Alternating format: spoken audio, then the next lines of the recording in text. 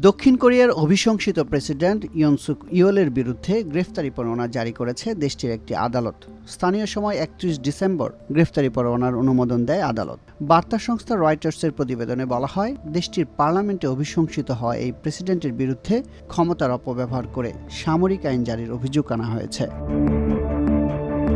দক্ষিণ কোরিয়ার উচ্চ পদস্থ কর্মকর্তাদের দুর্নীতি তদন্তকারী সংস্থা office for high ranking official CIO নিশ্চিত করেছে যে সিওলের পশ্চিম জেলা আদালত তদন্তকারীদের আবেদনের প্রেক্ষিতে এই গ্রেফতারি পরোয়ানা অনুমোদন করে। স্থানীয় গণমাধ্যমগুলো জানিয়েছে, দক্ষিণ কোরিয়ার ইতিহাসে বর্তমানে কোনো প্রেসিডেন্টের বিরুদ্ধে এটি প্রথম গ্রেফতারি পরোয়ানা।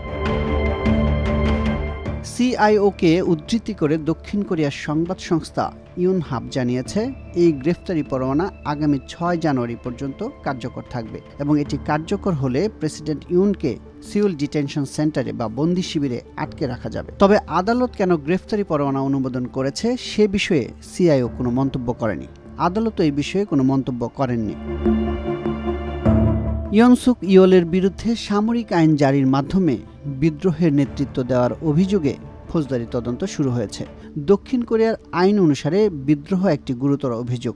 এই অভিযোগে অভিযুক্ত হলে দেশটির প্রেসিডেন্ট কোনো ধরনের অভিশংসন সুরক্ষা পান না। ইয়নের বিরুদ্ধে গ্রেফতারি পরোয়ানা কখন কিভাবে কার্যকর হবে তা এখনও অস্পষ্ট। দক্ষিণ কোরিয়ার প্রেসিডেন্টের নিরাপত্তা নিশ্চিতকারী কর্তৃপক্ষ মঙ্গলবার এক বিবৃতিতে বলেছে, তারা গ্রেফতারি পরোয়ানা আইনানুগ প্রক্রিয়া অনুযায়ী পরিচালনা করবে। CIO জানিয়েছে, আদালত ইয়নের বাসভবনে তল্লাশি চালানোর পরোয়ানাও অনুমোদন করেছে।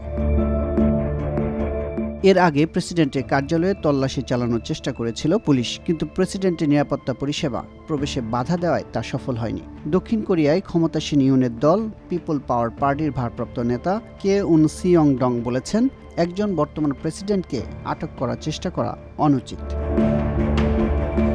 বিরোধী দল ডেমোক্রেটিক পার্টির সংসদ সদস্য কিম ইয়াং মিন বলেছেন, পরোয়ানা কার্যকর করা এবং তদন্ত প্রক্রিয়া খুবই কঠিন হতে পারে। এ সময় তিনি তদন্তকারীদের দ্রুত পরোয়ানা কার্যকর করার আহ্বান জানান। গত 14 ডিসেম্বর অভিশংসিত হন ইয়ন সুক ইয়োল।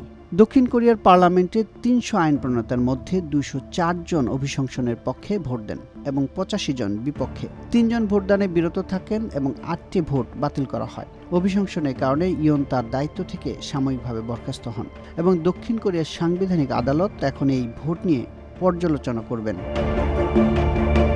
এর আগে গত ৫ ডিসেম্বর সারা বিশ্বকে চমক দিয়ে সামরিক বাহিনীকে রাষ্ট্রবিরোধী শক্তি উৎখাত এবং বিরোধী রাজনৈতিক প্রতিপক্ষের বাধা দূর করার জন্য জরুরি ক্ষমতা আইনে অধ্যাদেশ জারি করেন দক্ষিণ কোরিয়ার প্রেসিডেন্ট ইয়ন সুক ইয়োল। এর কয়েক ঘন্টা পরই তীব্র বিক্ষোভের মুখে আদেশ প্রত্যাহার করতে হয়।